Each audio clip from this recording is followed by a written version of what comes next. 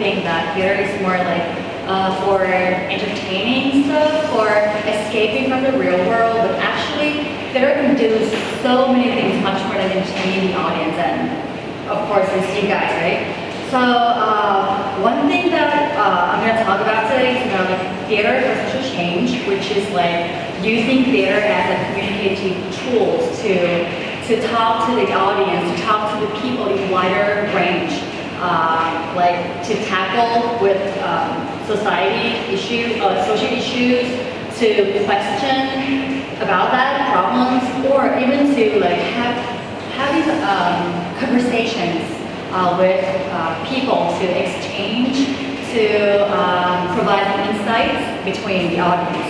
And actually, like theater for social change has been used for several years. Like if we think about like in terms of history of theater, but in our ASEAN community, we don't really employ the aspect of dramatic arts as a communicative tools to make change in society. And this process of making change can even change in like local community or even global society. So we'll talk about that more in the later part. Okay, so when we think about theater as a communicative tool, we have to acknowledge that like there are like two parts of dramatic arts. Let's say that like the core of it and like the accessory of it.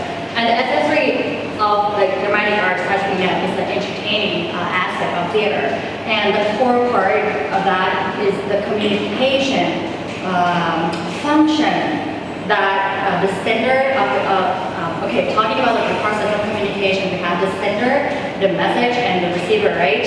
So the communication part aspect of theater allows the sender, the actor, the performers to send, to narrate or to talk to the audience, the receiver of the message directly. So this is like a very unique aspect of theater when we can actually have a direct conversation between the sender and the receiver, and at the same time, like sometimes we can have like another reverse process of communication as well, because the receiver, the audience can be the sender, the person who communicates with the performer directly itself. So theater make a complete and holistic process of communication between sender and receiver, like back and forth all the time. And so many times we'll have like a post-talk session after the performance.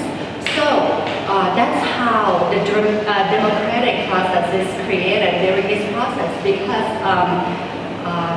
in this particular time, like the performers, the director, and everything who is included in the process of making theater will provide a space for listening and learning from the feedbacks from the audience. So that is how I call it the democratic process of learning.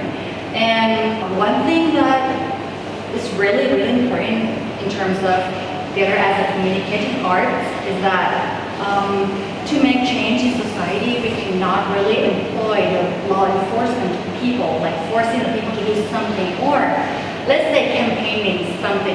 It's not about like this is wrong, this is right, but to create a sense of involvement, to create a sense of belonging and engagement between like two people, like sender and receiver, performer and audience, people who tell the story and people who listen to that story.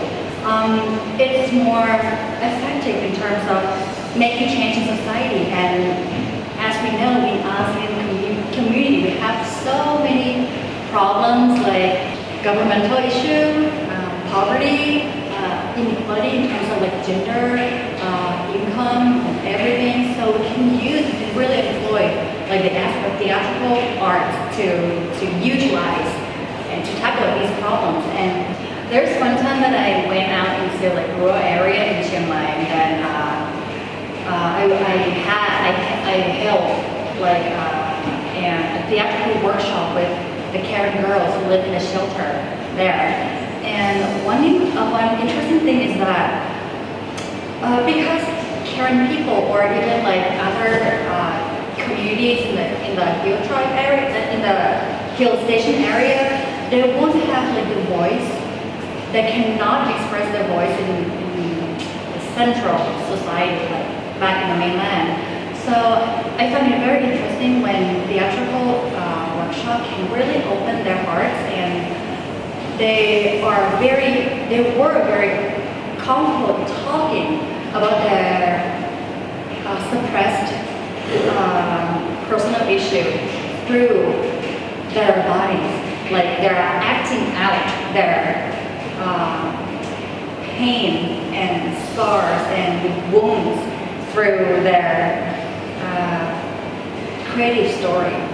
And it's really important to provide this kind of space for the voiceless people too, because sometimes we can really, it's not about like making change like always, it's also about like providing opportunity for them to express their voice too. And that is the start of making change, because I think like the process of making change is not about like talking to the society like in wider range, but it's about like changing within its one particular perspective.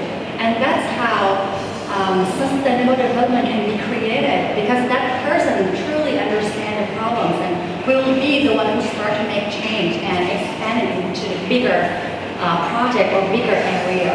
So I can say that theatrical or dramatic arts can, as a social change means, can really create a sustainable development atmosphere to make change in our society and in particular in ASEAN community.